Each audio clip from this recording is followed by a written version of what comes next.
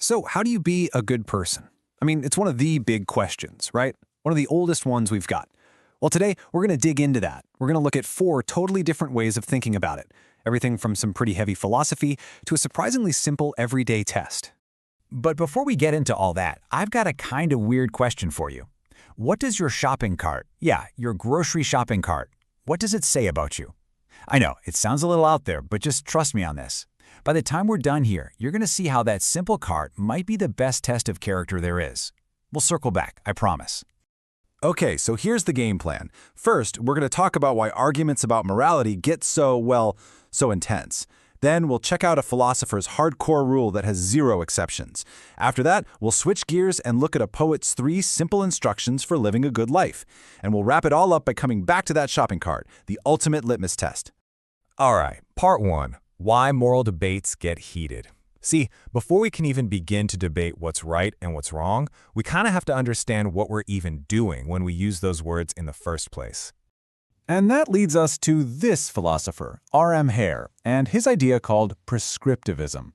Now, his core thought is actually pretty simple, but it's also a game changer. He says that when you state something like, cheating is wrong, you're not just describing a fact, you're actually giving a command. You're basically shouting, don't cheat. So Hare said these moral words have 3 special properties that make them super powerful. First, they're universal. When you say something's wrong, you don't just mean it's wrong for you right now, you mean it's wrong for everybody, everywhere, for all time. You're basically trying to write a law for the whole universe. Second, like we just said, they're prescriptive, they're commands. And third, they're overriding. This one's important. It means moral values beat all other values. So maybe that leather jacket looks cool, that's an aesthetic value, but if you think it's morally wrong to use animal products, that wrongness trumps the coolness, every time. And this is why we argue. This is why these debates get so personal and so heated, because we're not just swapping opinions over coffee. We are literally trying to impose universal laws on each other.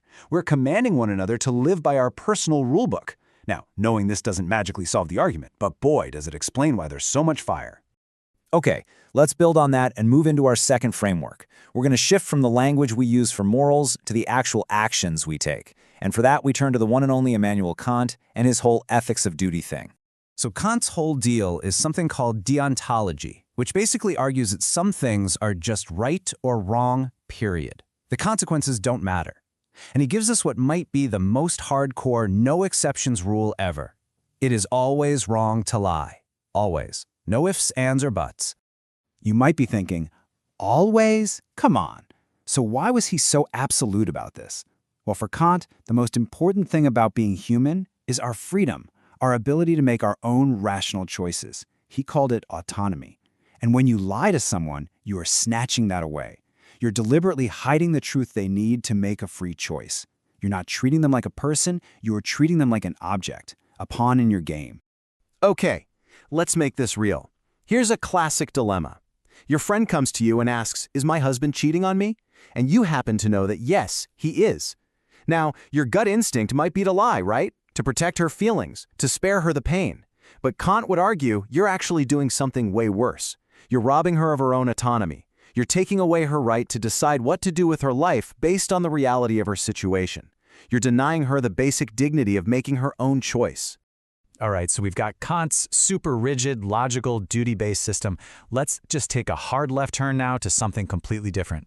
What if being a good person has nothing to do with rules at all? Let's dive into a much softer, more poetic guide to life from the poet Mary Oliver.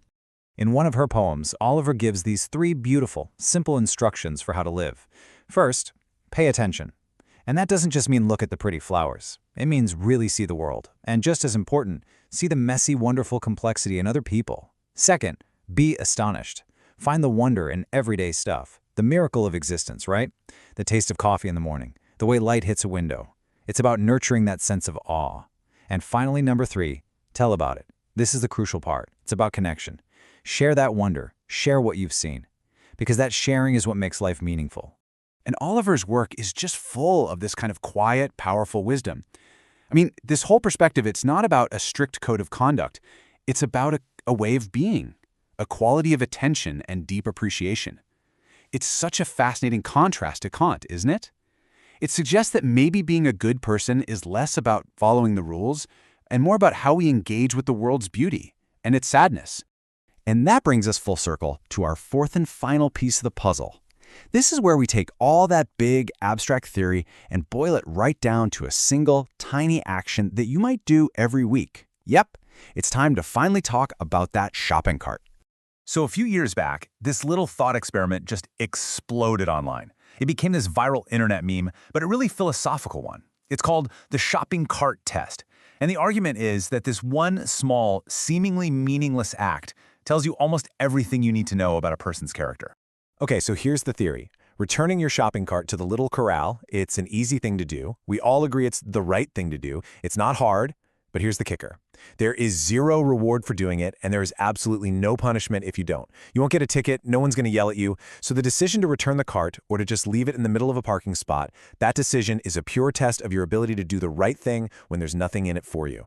What's so cool about this is that this silly internet meme is actually tapping into one of the oldest questions in philosophy, something the ancient Greeks like Plato were obsessed with. Are we good people because we believe in doing good, or are we just good because we're afraid of getting caught? The shopping cart is the perfect modern-day laboratory for that question. It reveals who you are when nobody's watching. So there you have it. 4 different lenses to look through. We've got the explosive grammar of moral language. We have Kant's absolute, unbreakable rule. We have Mary Oliver's gentle, poetic instructions. And the simple, profound test of a shopping cart. 4 totally different ways to think about what it means to be a good person. And that really just leaves one final question. A question for you to take with you. Which of these frameworks, if any, really speaks to you?